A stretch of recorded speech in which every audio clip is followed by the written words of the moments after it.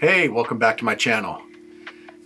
I've been dealing with a motivation issue lately. It's starting to warm up, but it's real wet, muddy out. We're getting rain and snow and all kinds of stuff. So I've been kind of hesitant to go back outside and make another video. I don't want to just keep doing the same thing over and over and over again. But anyways, so I'm back here in my basement today. And today we're going to talk about AI. How it can be used in photography, how it can be misused in photography.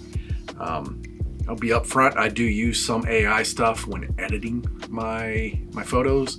Use like Topaz, what is it called? Topaz Sharpen or something like that. It does the AI sharpening and noise reduction stuff. But I don't ever add anything in AI. So I want to look in Photoshop. As you can see behind me, I got Photoshop pulled up. I want to see what that stuff can do in Photoshop, and we'll also take a look at ChatGPT. So let's dive on in. All right, so here we are in Photoshop. This is a picture of the Grand Canyon that I took. Not a very cloudy day, as you can see, or was it? This is the actual photo that I took. This all done by AI. So as you can see, the AI models, I did this a long time ago, just when it first showed up here in Photoshop. I did this a long time ago just to see what it could do. Yeah, this is what I took, and it added a whole sky. This is actually really close to how it looked that day. There weren't as many clouds off in the distance as there are here, but this is a fairly accurate representation. But yeah, everything from, right around here up was all generated.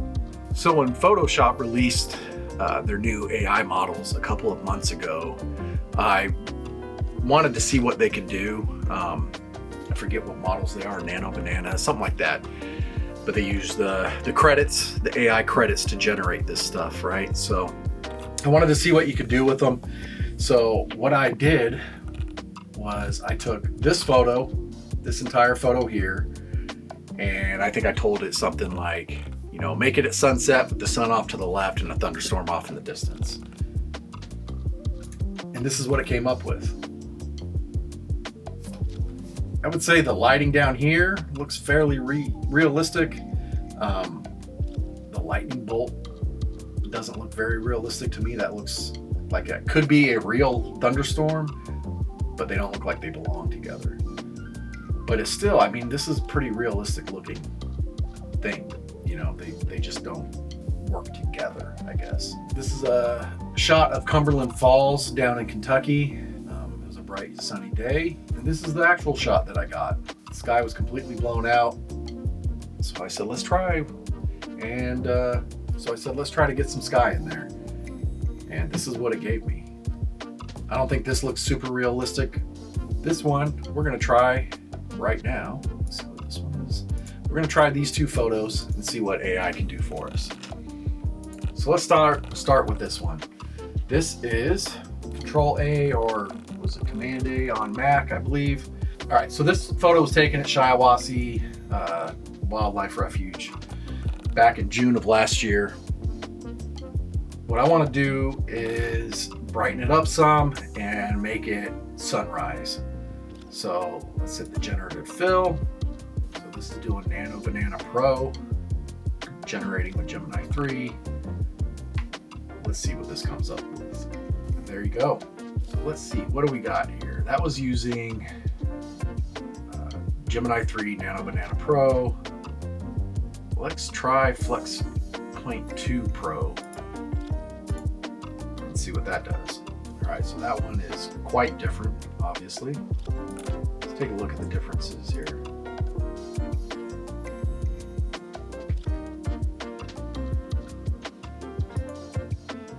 This one looks a little bit more, at least the landscape looks a bit more realistic. It's not blurred through here. The trees in the background are blurred quite a bit. Let's try Firefly. That did not a whole lot of anything. That just made a sunset. All right, So Firefly, let's see if this Firefly fill and expand will work. All right, so that is very clearly not the image that I took, right? So Firefly does not appear to be working very well here, at least asking what I want it to do, right? Let's try this, what is it? Flux Context Pro. Okay, so this one is a little bit better, but not quite what I would want if I was doing this to, you know, try to trick people. I would probably go with this one or maybe even this one. But yeah, I mean, if you don't know much about photography, or you're just getting into photography and you're looking for a way to get your work noticed, I mean, this is a pretty shady way of going about doing that. All right, let's move on to this photo. This one I have had the absolute worst luck trying to edit. This was taken in 2018 in Switzerland. It was a very hazy day, and I cannot for the life of me remove the haze from this. This was the best I could actually get it. It's just been a real pain in my butt to edit over the years. I've tried it multiple times. So Command or Control A, select all.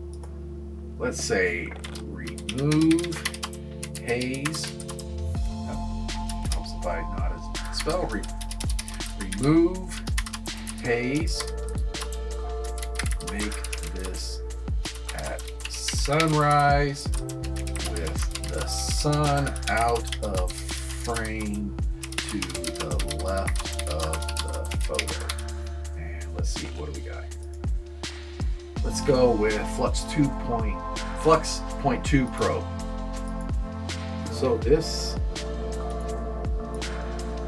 is roughly, I mean, it kind of nails it, right? This is exactly what I asked for. Let's try it again, but let's go with the Gemini 3. Let's see what this does. So Gemini 3 appears to kind of blur out. This looks a little bit more fake than this version. It's not as sharp, and to me it looks very much computer generated, like something's guessing, right? So the Flux is the best representation here of what would possibly be a real. So this would be the closest representation to what would possibly be a realistic photo. But it's still not correct. It's still not real, right? Let's move on to ChatGPT and see what ChatGPT. So as you saw with what Gemini and Flux and all those can do, they can help edit your stuff and change complete scenes from how they actually were. I don't think that's honest, right? Now, those of us in the landscape community, like, we have a little bit more artistic leeway with our work, but those aren't real. So that's not how you actually captured the scene, right? So now we're going to take a look at ChatGPT, and you'll see how scary some of this stuff can be.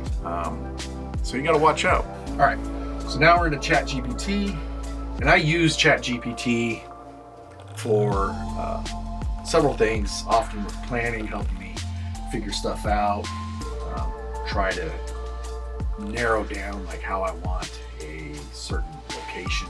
Like if I'm going out to film a video, like, hey, what are some good areas for this? I'll use it for that. But as you'll see here, if you're just scrolling through Instagram or, you know, whatever your favorite photo page is, some of these can come out really, really well. Here in ChatGPT, I'm saying generate a photorealistic picture of the John Moulton barn at sunrise with the Grand Teton Mountains behind the barn. Let's say make it in landscape layout. And let's see what it can do. All right, so here's our photo. This doesn't look realistic to me. I would probably clock this as AI instantly. This looks pretty fake. But if you didn't know any better and you're just scrolling, like someone could easily pass this off as real. You can see here the side of the barn like blends in with the landscape. The mountains look pretty realistic. I mean, that's pretty accurate of how the Tetons look. But yeah, let's try another one. All right, so this is generate a photorealistic photo of Yosemite Valley at sunrise. Make it in a landscape layout. All right, here you go. This one, same as the last. It doesn't look super realistic to me. The trees look off. This definitely looks generated. But again, you know, to the untrained eye, someone might just be like, "Oh, wow, that's such a beautiful, beautiful photograph."